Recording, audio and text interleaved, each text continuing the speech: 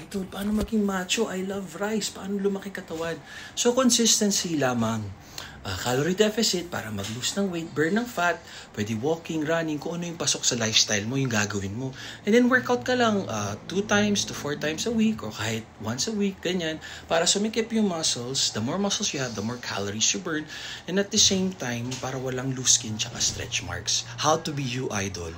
Always pray, try to be a good person, love your wife, be loyal, di ba? Yeah. Be contented and happy. Huwag kang manloko na ibang tao, huwag kang makalamang, huwag kang sumama sa mga toxic trait na nangihila pababa. Hilahin mo sila pataas. Yes. Ayan na, sige na. Akala ko pipindutin mo na eh. Ayan na, tinatawag na siya. Utongtology. Sige na, love. Bakit ang haba ng utong mo, Lods? Ayan, nakakapit pag may bagyo.